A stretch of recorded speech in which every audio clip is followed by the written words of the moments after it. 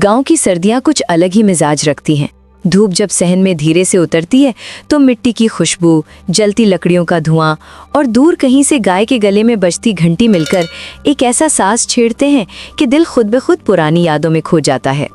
उसी सर्दी की सुबह मैं कई साल बाद अपनी नानी के घर पहुंची थी। नानी का घर जैसे वक्त ने वहीं रोक दिया था। दरवाजे पर लटकता पुराना पीला पर्दा, सहन में रखी लकड़ी की चौकियां, बेरी का दरख्त और चिमनी से उठता हल्का सा धुआं, हर मंजर मुझे बचपन में ले जा रहा था। जैसे ही मैंने सहन में कदम रखा, किचन की तरफ से सरसों के साग की वो मानूस, दिल को भीनी लगने वाली खुशबू आई। वही खुशबू जिसने हमेशा से सर्दियों को खास बनाया था। नानी लकड़ी वाले चूल्हे के सामने बैठी हंडिया चला रही थीं। उनके चेहरे पर वही पुरानी नरमी, वही प्यार और हाथों में वही महारत, जैसे वक्त ने उन्हें छुआ ही ना हो। उफ़ो, मेरी गुड़िया आ गई। उन्होंने मुझे देखते ही खुशी से आवाज लगाई और अपनी बाहों में भर लिया। मैंने हंडिया में झांक कर देखा। साग हल्की आंच पर गाढ़ा हो रहा था।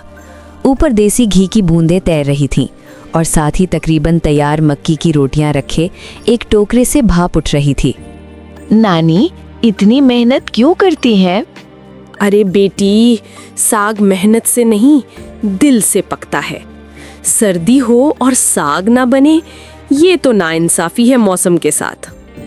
फिर वो छोटी सी प्याली में चम्मच भर घी डालकर साग में मिलाने लगी।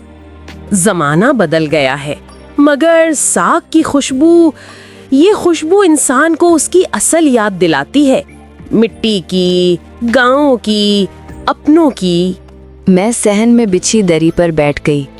धूप मेरे चेहरे पर पड़ रही थी। नानी थोड़ी देर बाद बड़े प्यार से मेरे सामने प्लेट रख गई। गरम गरम मक्की की रोटी, ऊपर मक्खन का पेड़ा और साथ में सरसों का साग। मैंने पहला नवाला लिया और लम्हे भर को मेरी आंखें बंद हो गईं।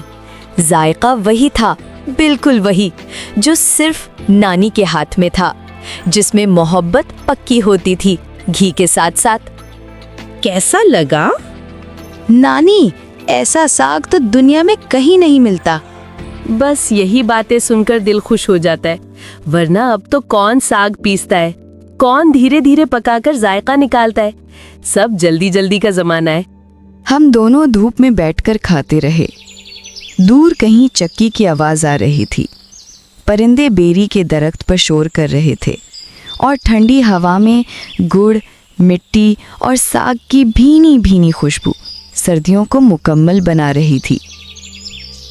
मुझे लगा जैसे इस लम्हे ने मुझे अपनी बाहों में ले लिया हो और मैं दोबारा अपने बचपन में लौट आई हूँ।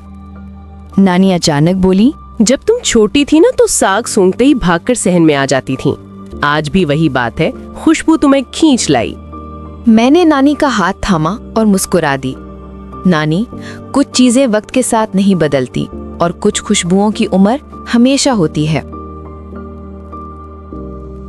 सर्दियों के इस सुनहरी दिन में नानी के सरसों के साग ने फिर से वही जादू जगा दिया। प्यार, यादें और घर जैसा सुकून।